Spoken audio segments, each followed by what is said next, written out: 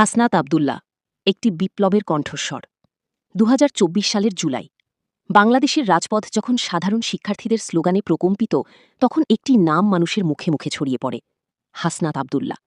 বৈষম্য বিরোধী ছাত্র আন্দোলনের অন্যতম প্রধান সমন্বয়ক যাকে আজ সারা বাংলাদেশ চেনে এক নির্ভীক যোদ্ধা হিসেবে কিন্তু কেই হাসনাত আবদুল্লাহ সাধারণ এক শিক্ষার্থী থেকে কিভাবে তিনি হয়ে উঠলেন একটি গণ অভ্যুত্থানের অন্যতম রূপকার আজকের ভিডিওতে আমরা জানব হাসনাত আবদুল্লাহর সংগ্রামী জীবনের অজানা গল্প জন্ম ও বেড়ে ওঠা হাসনাত আবদুল্লাহর জন্ম কুমিল্লা জেলায় মধ্যবিত্ত পরিবারের আর 10টা সাধারণ ছেলের মতোই তার বেড়ে ওঠা ছোটবেলা থেকেই পড়াশোনার পাশাপাশি তর্কালাপ এবং নেতৃত্বের গুণাবলী তার মধ্যে দেখা যেত কুমিল্লার আলো বাতাসে বেড়ে ওঠা হাসনাত সবসময়ই অন্যায়ের বিরুদ্ধে প্রতিবাদী ছিলেন শিক্ষাজীবন ও ঢাকা বিশ্ববিদ্যালয় উচ্চশিক্ষার স্বপ্ন নিয়ে হাসনাত পাড়ি জমান রাজধানী ঢাকায় ভর্তি হন দেশের শ্রেষ্ঠ বিদ্যাপীঠ ঢাকা বিশ্ববিদ্যালয়ের ইংরেজি বিভাগে ঢাবিতে পা রাখার পর থেকেই তিনি বিশ্ববিদ্যালয়ের বিভিন্ন সামাজিক ও স্বেচ্ছাসেবী সংগঠনের সাথে যুক্ত হন সাধারণ শিক্ষার্থীদের অধিকার আদায়ে তাকে প্রায়ই সোচ্চার দেখা যেত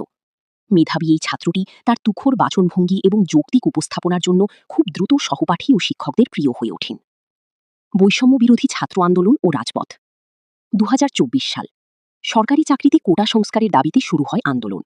হাসনাত আবদুল্লাহ কেবল একজন সাধারণ অংশগ্রহণকারী হিসেবে থাকেননি তিনি হয়ে ওঠেন এই আন্দোলনের সম্মুখ সারির সেনাপতি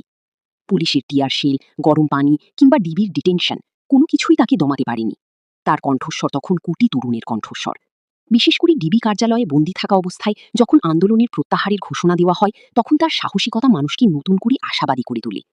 ৫ই আগস্টের সেই ঐতিহাসিক বিজয়ের আগ পর্যন্ত তিনি এক মুহূর্তের জন্যও রাজপথ ছেড়ে যাননি রাজনৈতিক দৃষ্টিভঙ্গি ও বর্তমান ভূমিকা ৫ই আগস্ট পরবর্তী সময়ে হাসনাত আবদুল্লাহ রাষ্ট্র সংস্কারের এক বড় কণ্ঠস্বর হিসেবে আবির্ভূত হয়েছেন